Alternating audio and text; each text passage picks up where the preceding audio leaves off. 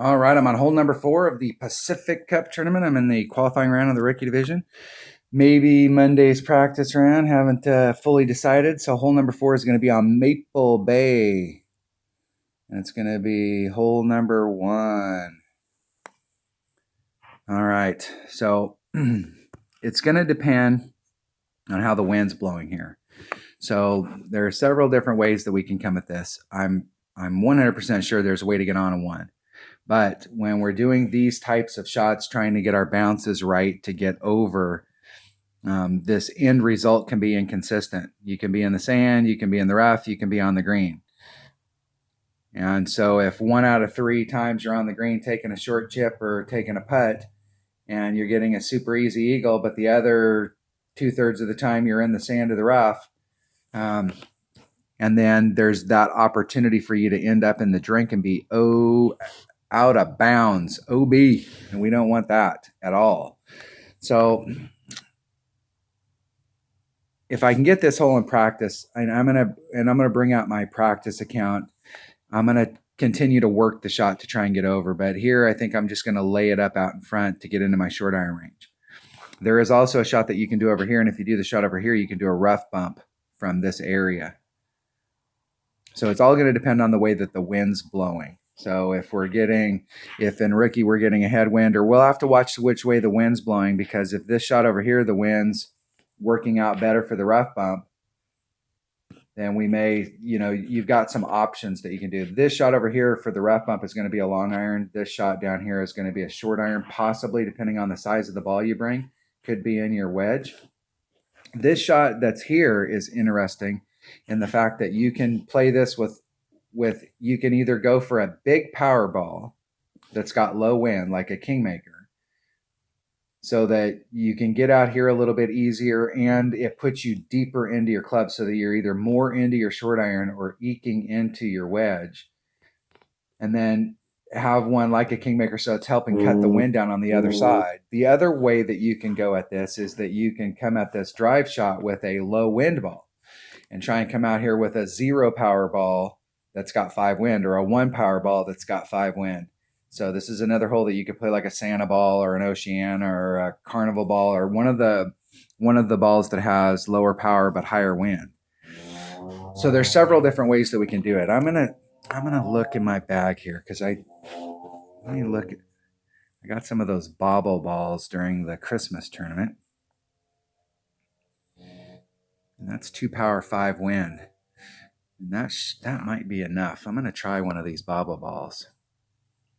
I'm going to just do the layup over there on that side. And I'm going to take 2 different bags with me. Both of them are going to have hornets and rapiers.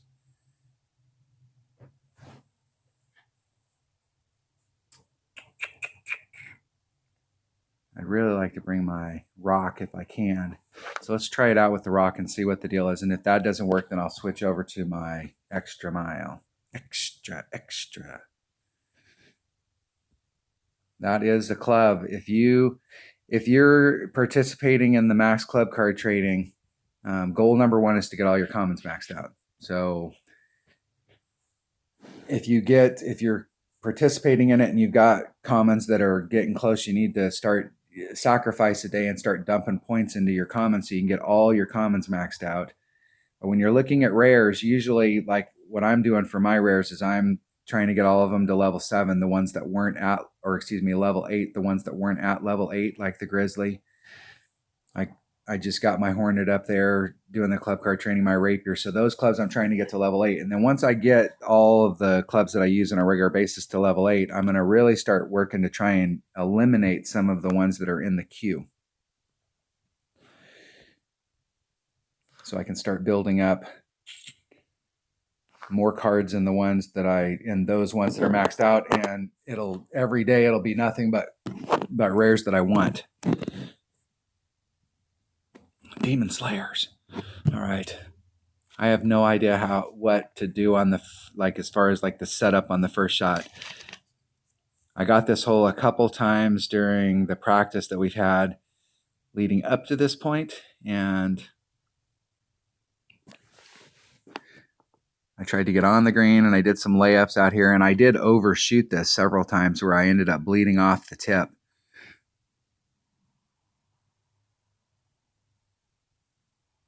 Power 5 ball. Please tell me you're going for this. Otherwise, why would you bring a Power 5 ball? Come on, dude. Are you really going to bring a Power 5 ball?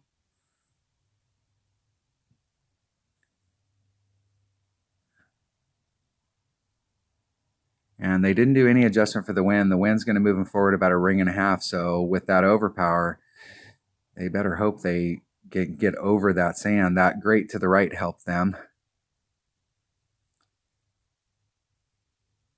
And that is exactly what I'm talking about as far as, you know, consistency-wise.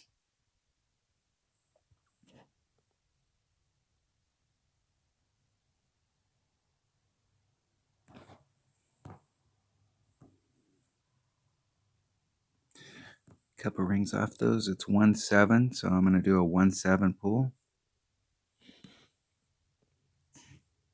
And just trying to hit it perfect, and I'm going to put a little teeny bit of right hand curl on it just to make sure it stays to the right.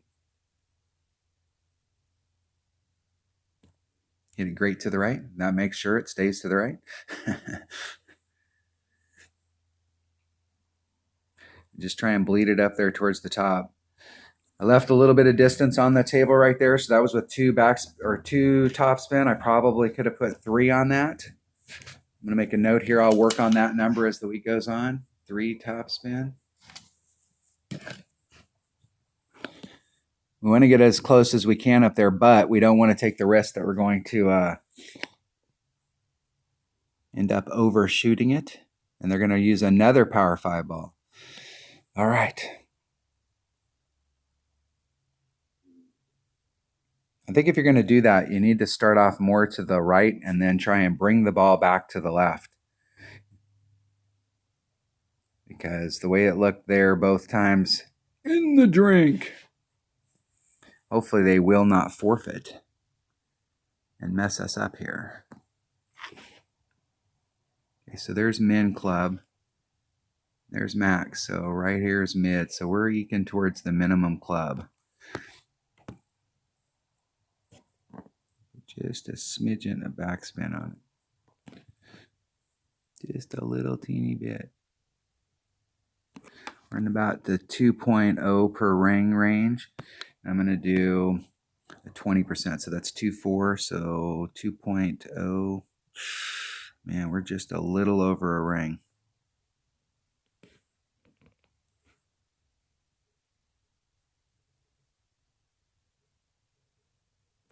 Hitting it perfect. Give myself a look. Get in the hole. Woo! That's what I'm talking about right there. On fire today.